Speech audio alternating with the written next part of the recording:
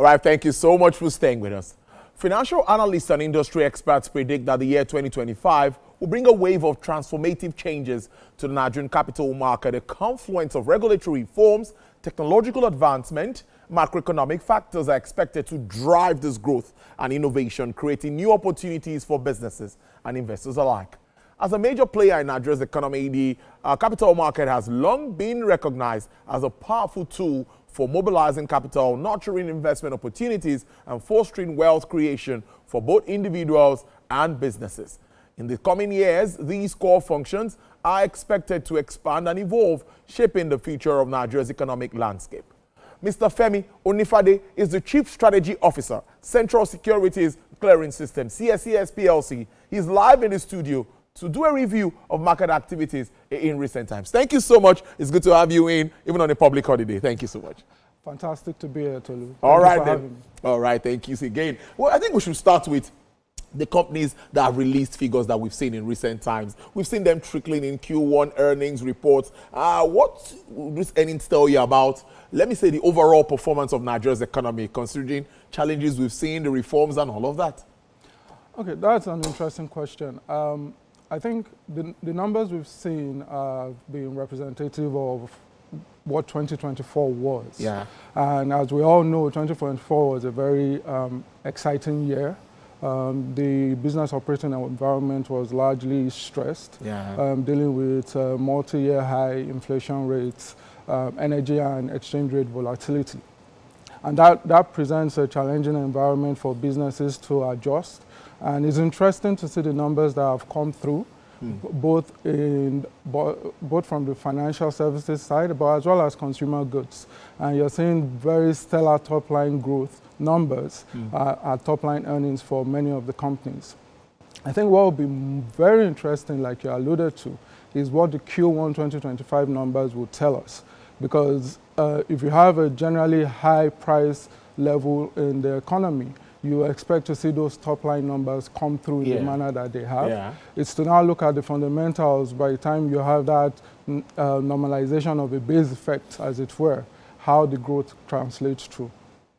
Indeed. But were there any standout performances or surprises in the earnings? I would also say maybe positive or negative that investors should indeed pay attention to.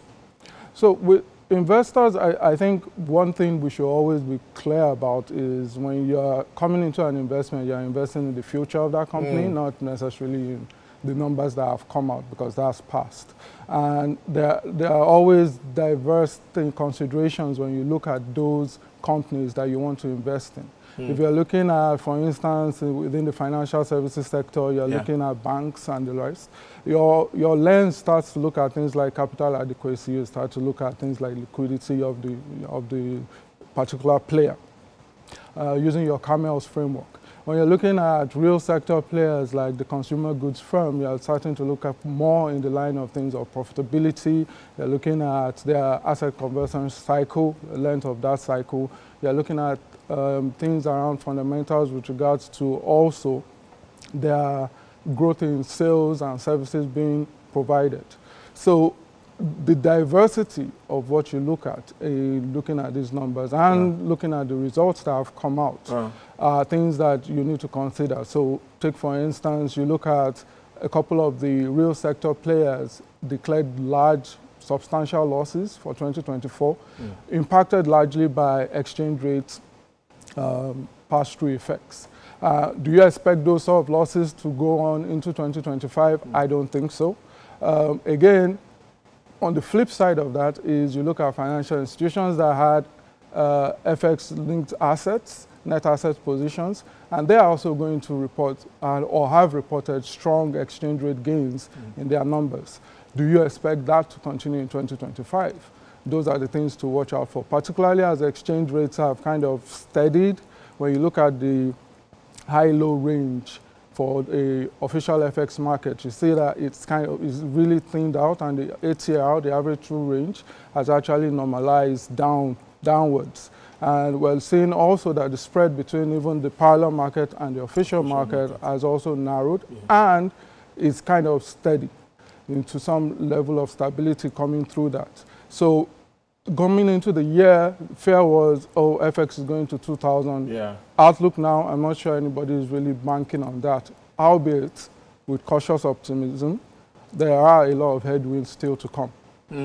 Indeed, cautious optimism, because even when we look at the geopolitical issues and how that even is swinging all around, but we'll get there in our conversation. It's still very interesting. But you're already talking about what investors should watch out for, and, you know, as in some key metrics that they should be looking out for, even as we move on in 2025. If you should look at these earnings and, of course, making investment decisions, what do you think they should specifically consider?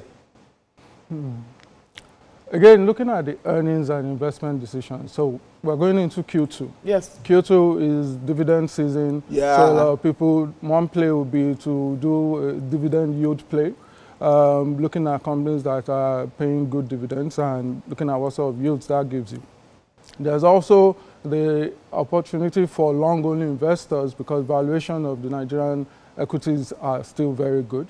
So long-only investors could actually take a position and try for that. Incidentally, when you look at the market, it's always important to do your own work and look beyond the headline numbers.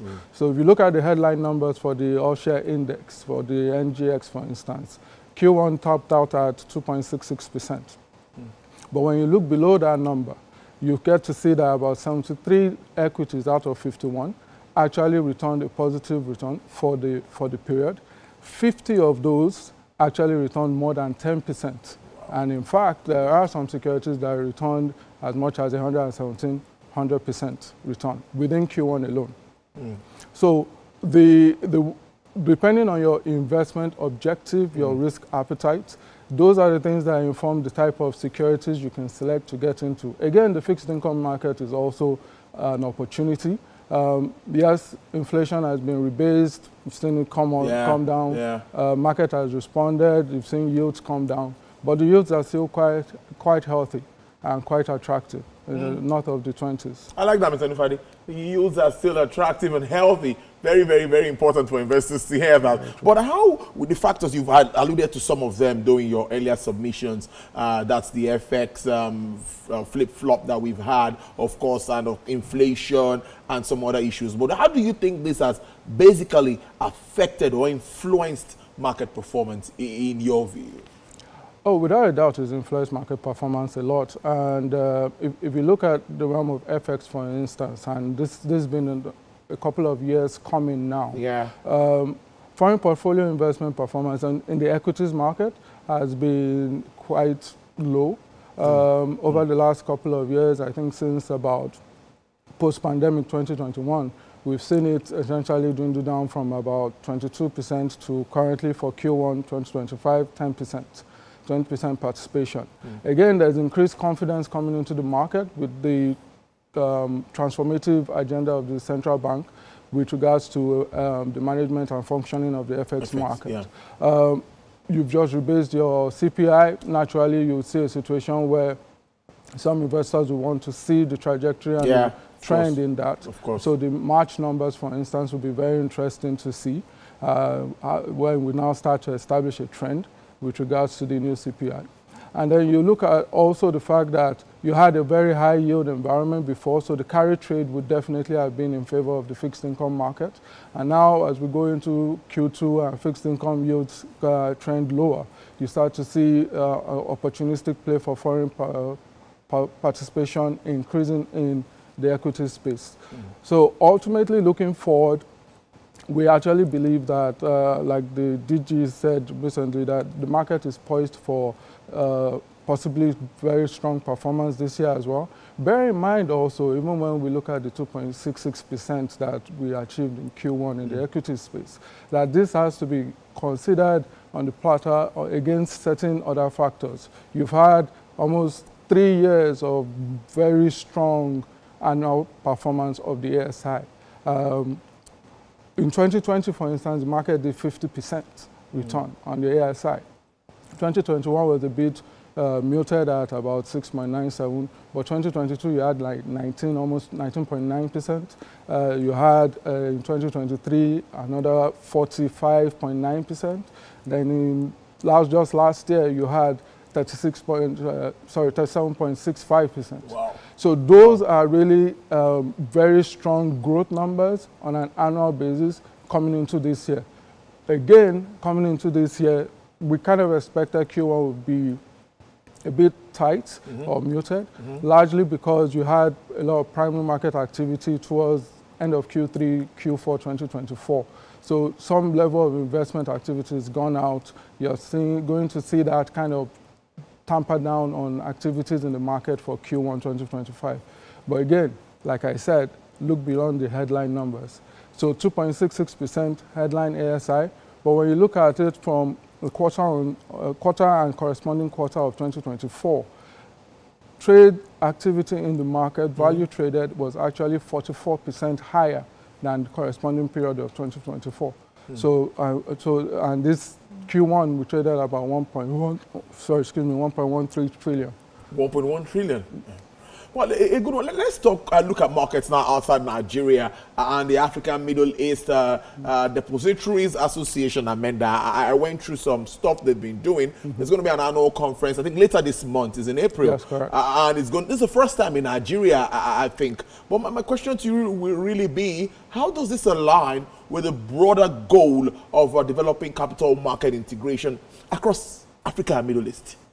Oh, it's very important. So the African Middle East Depositories Association is an association of market infrastructures. Okay. And like the DG noted, even in the ISA, there's more focus and more specific guidelines around the identification and the roles of market infrastructures within the capital market. Market infrastructures make markets work. That's the essence of it. So if you're talking about cooperation, collaboration across regions and economies that are going to essentially co-create and collaborate for growth, you need the market infrastructures to actually be talking to each other, getting into business alignments, getting into operational synergies with each other. This conference, first time in Nigeria, is actually bringing the world to Nigeria for business leaders, market operators, and market infrastructure players to deliberate on key issues that are critical for the growth of economies across Africa and the Middle East. That's the focus of that gathering, right? Yes. And it's going to hold in Nigeria. Yeah. Well, let's see all of that. Well, financial markets are becoming increasingly digital. And of course, technology is shaping the capital market and infrastructure and all of that. But my question to you really would be, how is CSCS contributing to market efficiency and investors' confidence in this current economic landscape? So technology is the linchpin by which everything gets done nowadays. And CSCS, our market infrastructures in particular, are core technology companies. The innovation that market infrastructures like CSCS bring enables markets to be more operationally effective and operationally efficient.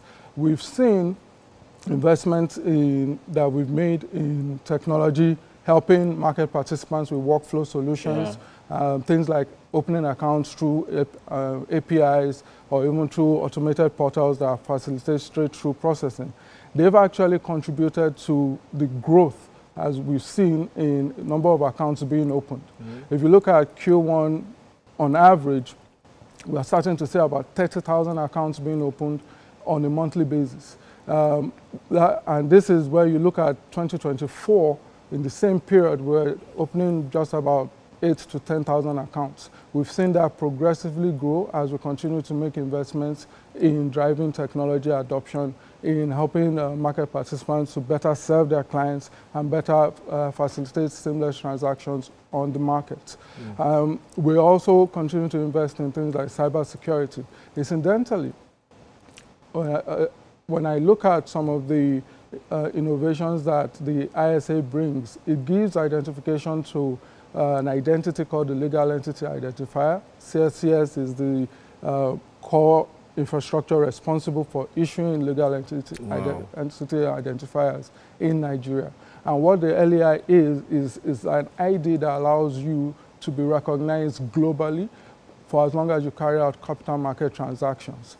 Those type of adoptions and growth in using LEI within our markets will also help in helping Nigeria to transit out of or better fight things like AML CFT, which is important for us, as the DG noted, in getting out of the grey list of the Financial Action Task Force. And that in itself ultimately will also improve the attractiveness and possibly resumption of Nigeria getting out of the standalone market basis classification and becoming classified under a frontier market, which brings more investment flows to the country. Sounds really good. But I'll take you back again to looking ahead for second quarter. Now, what are your expectations, particularly for market performance, and which sectors or asset classes do you anticipate will see increased activities in Q2? I think equities definitely will see increased activities. Like I said, earnings season is coming. Yeah. And you're having also a situation where the numbers from Q1 start to come out. I think sectors like banking, which has already posted positive returns for Senate, so UBA, their figures are doing good. I think Fidelity is out. Absolutely. Doing pretty well. Absolutely. But you expect that particularly in a high yield environment, high inflationary environment with financial services companies. More interesting will also be consumer goods. Finish the Q1 index positively. It will be interesting to see what sort of numbers you start to come out from those consumer goods companies. And so those two sectors definitely, for sure. So what are the key risks and opportunities which investors should be mindful of in the coming months, basically? Well, when you started your show, you did say that we were in interesting times, and we knew 2025 was going to be interesting. Tomorrow is Liberation Day, according to President Trump. So we'll have to see what comes out with regards to his package of goodies. Package of goodies, you call it? Package of goodies. Go ahead, please. So I think geopolitical risks is definitely something that is stoking markets in all sorts of directions, and that's something that we all definitely need to pay attention to, and that would definitely affect the performance of markets going forward. In addition to geopolitical risks, we have to look at how those play out with regards to interest rates in the economy, how inflation trends go forward. Those particular indices are going to be very key for market performance going forward into the year. Very, very, very, very, very, very important for market performance looking at this time. Before we wrap this up, I'm also looking at investors' confidence in Nigeria. I'm thinking that a lot still needs to be done around that. What are you thinking? What should be done by regulators, by players, investors, and all of that? How do we build that confidence that we used to have in Nigeria's market before now? Even here at the time, local investors were doing pretty more than even foreign investors in our markets. So, yes, that was the case at the time. If you look back, I think around 2013 to about 2019, there was almost like a 50-50 play between domestic and foreign participation in the market. I think that the ISA is definitely one giant step forward with regards to investor confidence, boosting that in the market. I think also the significant investments like CSCS and other market infrastructures have made in giving investors better transparency, giving you access to see your investments and get information around your investments in the market, help to allay some of the concerns and also provide information that investors need to know to have comfort within the market. And of course, the SEC's oversight function with market participants and giving out regulatory rules and guidelines and enforcement is very critical to driving that confidence up. I think, like I said, if you look at value of trading activity coming through the market, I told you 44% higher than corresponding period of last year. The economic reforms and the fact that we seem to be coming into a range of a new normal and new stability, that helps with investor confidence. We're looking at things like investor account opening activity. If you're not seeing that tick up, in the manners and forms that it is, and also even the proportion of those accounts that are actually carrying out trading activities within the market is on the uptrend. So I think we're on the right course as better clarity and maybe geopolitical clarity also sets in. You start to see more and more participation in the market. The ISA also gives a platform, the new ISA, also gives a platform for product innovation, and that in itself will drive some excitement, hopefully, in the market in the months and years to come. Indeed, it's a good way to live it. Mr. Femi Onifade has been speaking to us around market performance, navigating the capital market, review of Q1, and of course, outlook for Q2. He is the Chief Strategy Officer with Central Securities and Clearing System, CSCS PLC. Thank you so very much. Do enjoy the rest of your day. You too. All right, then.